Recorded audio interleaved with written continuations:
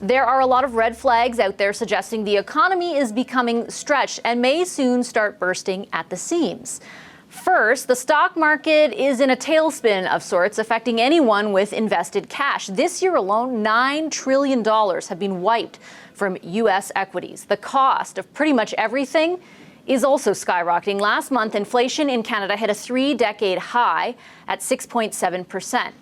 One of the biggest factors driving that inflation is gas prices. Canadians are paying a record amount at the pump, with prices above or nearing an average of $2 a litre, depending on where you live.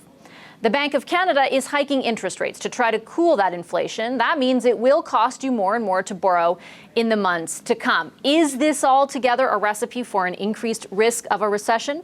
We've convened two of this country's top economists to talk about just that tonight. Avery Shenfeld is CIBC's chief economist, and Craig Wright is the chief economist for RBC. They're both with us from Toronto. Hello to both of you. Thank you very much for making the time. Mr. Shenfeld, I'm going to start with you because we saw a bit of a leveling off on the markets today. Do you take that as a sign that maybe what we've witnessed over the past week is coming to a bit of a close? Can investors take a little bit of a breath today, or maybe not? I think it's a bit too soon to declare victory over these jitters. After all, we've got a war going on in Europe. We have these inflation concerns. We have higher interest rates coming. So markets are going to remain quite nervous.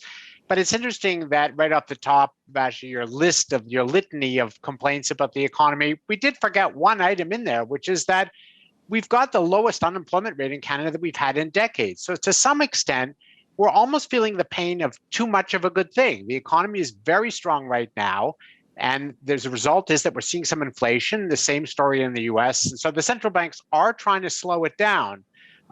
But they're not trying to cause a recession, and they still have time to get it right, steer the economy to a slower pace, but still the kind of pace that leaves Canadians employed. So we need to count some of our blessings in addition to all those woes we're facing right now.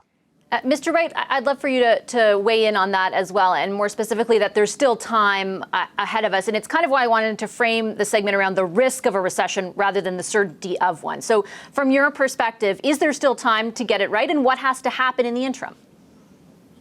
I think to Avery's comments, I mean, we're at any turning point in the economy, you traditionally see this kind of market volatility. So there's uncertainty with respect to the growth outlook. Will we have a recession? Will we not have a recession? How high is inflation going to go, and what the central bank's response will be? And then overlaid on top of that, all the geopolitical uncertainty introduced in with Russia's invasion of Ukraine. So that uncertainty is going to be with us for a while, and markets will be volatile until they get a clear line of sight on, how slow growth will be, how high inflation is going to be, and with that, how aggressive will the Bank of Canada or the Fed or other central banks have to be. And I think the recession risk is elevated because we are looking at inflation at levels that we've really never seen for a number of decades. So we are in some unprecedented time. But as we go forward, we think there is still scope for managing through this. And I think most of the weight will be on the Bank of Canada. They need to raise rates to get in front of this inflation, but they needed to do it cautiously so that they don't have a harsh downturn in the economy. And I think they'll get that balancing act right.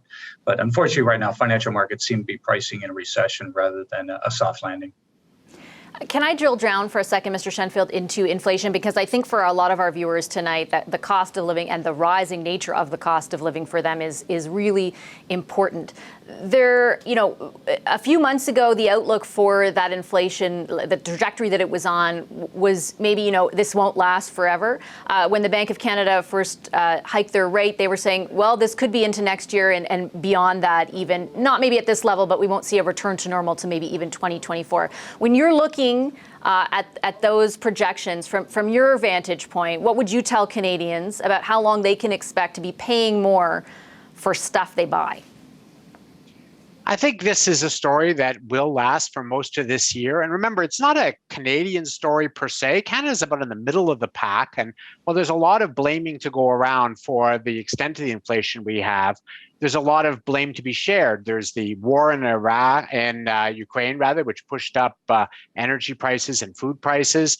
There's the shutdowns in China, which obviously we didn't anticipate. Those are keeping manufacturing locked down there and therefore delaying the delivery of goods we're trying to buy. And then there is a bit of overheating in both the Canadian and US economy. So we're seeing inflation from many quarters here. We're not going to snap our fingers and take it away. Too abrupt an attempt to slow the economy down is how you get yourself into recession. So I think the reality is that the Bank of Canada, the Federal Reserve in the US, they sort of have to concede that we're going to have a bit of a problem with inflation this year and keep their eye on 2023. Let's slow growth down very gradually from here to there and hope that some of those global disruptions also abate so that inflation will be lower. You know, a year from now, if world oil prices are no higher than they are now, then the inflation on that gasoline component would be zero. If food prices are no higher than they are now, again, food inflation will drop off. So if we can slow growth by 2023, we could have a fighting chance of getting inflation back down to something in the order of 2 to 3% next year. But we're going to have to swallow and live with higher inflation this year.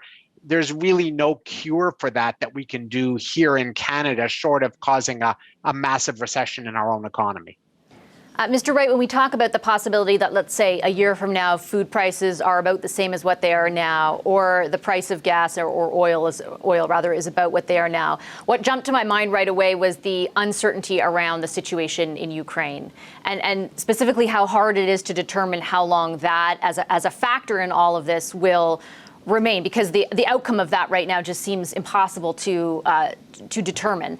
From your vantage point, how much of a factor is the uncertainty around that war in things like commodity prices or in general inflation? Yeah, I mean, I think there's a lot of uncertainty with any base forecast for inflation. I mean, we did have that sort of transitory forecast a short while ago, and everybody's kind of bailed out of that because we have seen things. We saw some improvements last year in terms of supply chain. We saw some leveling out a number of these key commodities. And then with the war, that sort of all exacerbated those concerns we had earlier. So we sort of leveled up on inflation. I think when you look at the US and Canada, our view is that we're topping out on inflation. There are a lot of these base effects that start to fall out. So we should start to see trend improvement in inflation. I think it'll take a while to convince markets that, you know, the worst is behind us. And until that's the case, there's still going to be uncertainty. And then the geopolitical risk, I mean, anybody can give you a guess on what oil prices will be given different scenarios. But we think oil kind of holds at these levels through the course of this year and next year. And to Avery's point, that means it will not add to inflation. And when you look at the drivers for inflation, base effects are a good component of it. As they fall out, inflation falls lower.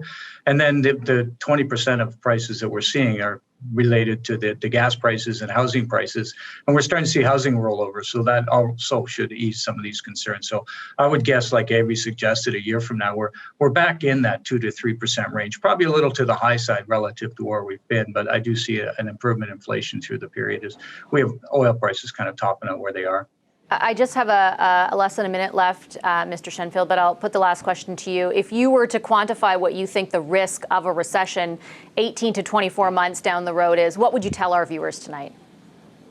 Well, statistics says that in an average year, if we didn't know anything about a year in the future, there's about a 10% chance that year we'll have a recession, because about 1 in 10 years we see a recession. It's probably triple that. It's probably something like a 1/3 chance, just because of all these risks floating around, the war, a return of a virus, of a virulent phase of COVID again, and most importantly, the central banks with that delicate task of trying to slow the economy enough to get inflation down, but not cause a recession. So roughly a 1/3 chance of a recession at some point in the next couple of years. So it's certainly elevated, and we're hoping that the skill of the central banks and some maybe good luck on some of these global issues keeps us out of that 1/3 probability. Okay, I have to leave it there. I'm out of time. I do appreciate your time very much. Thanks very much to both of you for the insights as well. Avery Shenfeld with CIBC and Craig Wright with RBC. Hi, I'm Vashi Capellos, host of Power in Politics. See more of our show by subscribing to the CBC News channel or click the link for another video.